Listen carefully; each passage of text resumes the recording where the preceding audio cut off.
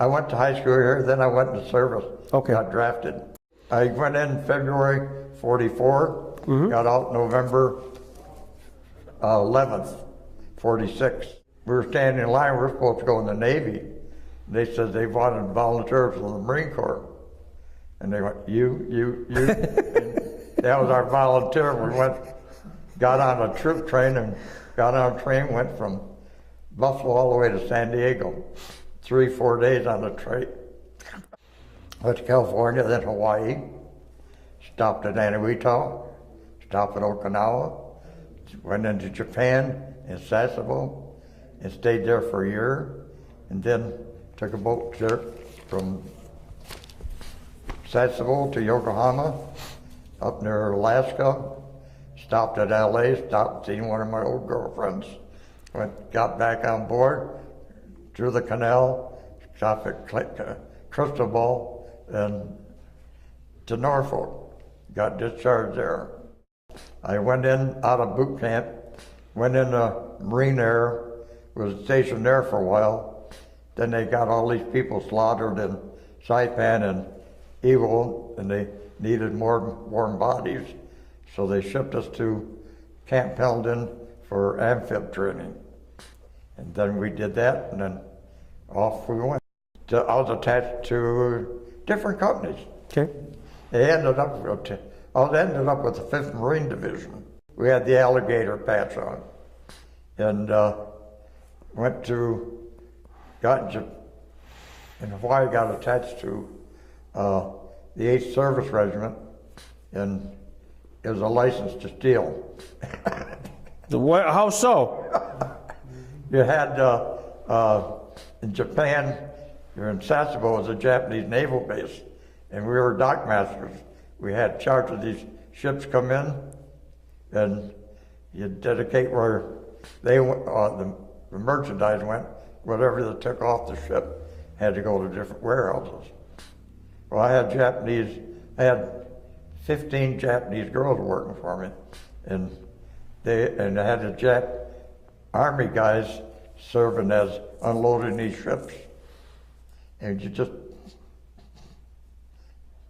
So it's sort of like McHale's Navy, Yes, in a way. It was. I even took some. Yeah, it's funny. I never got caught. It was fun though. Used to get this PX ship come in. That's where it made out, and our barracks always had a pallet of beer.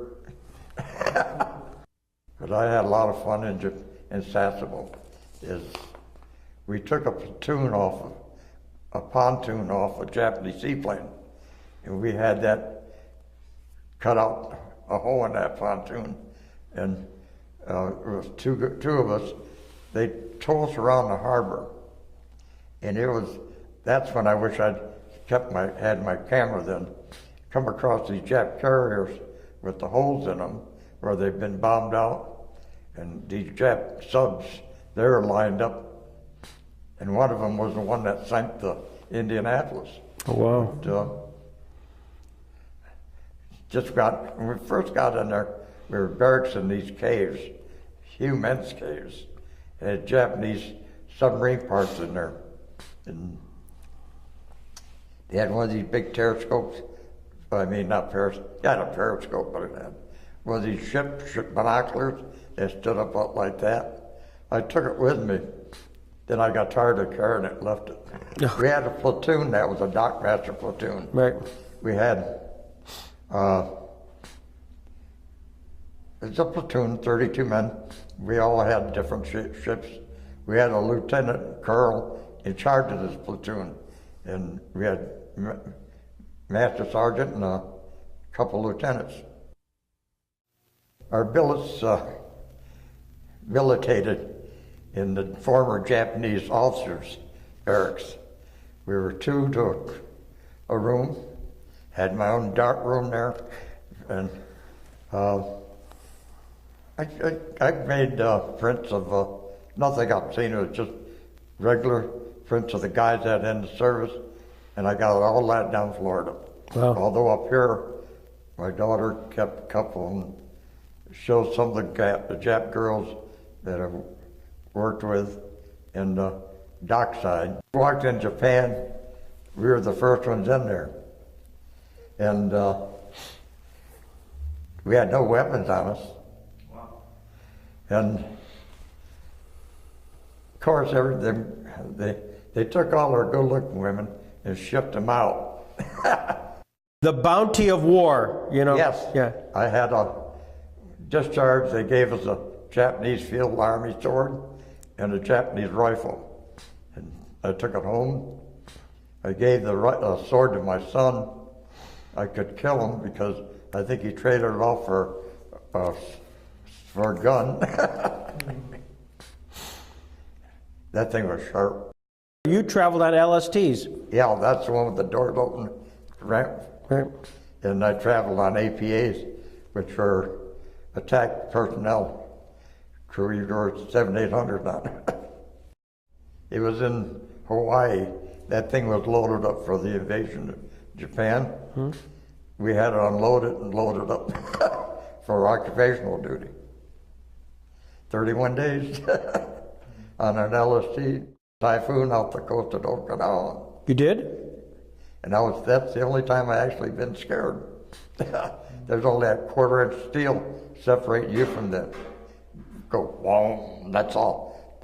LST was tail heavy. I mean, all the motors and engines were in the back.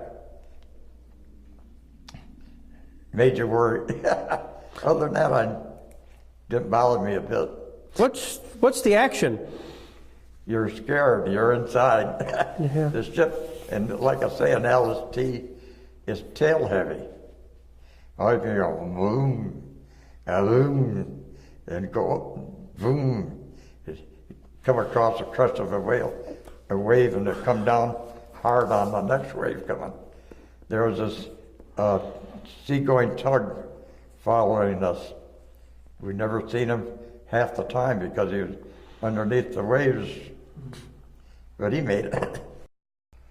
I was swimming, me and sharks. I was swimming in California. This is back in '44. At the beaches, there's nobody there. And you use these air mattresses, these mattresses, covers for your beds, use them you fill them up with air and you ride them like a surfboard. Well, I was alone, I riding the surf, coming in, I looked beside me, and we're ready to hit the beach, and there's a big white belly sticking up. I said, what the hell was that? The war was over when I was a dockmaster. I was in the South Pacific when the war ended. Right. But I didn't see any action. I could bullshit a lot of people if I tell them I did, but I don't. I don't regret the life I went through. I had I'd do it over again. You think, here I'm at 88, still around. I'm what you call an endangered species.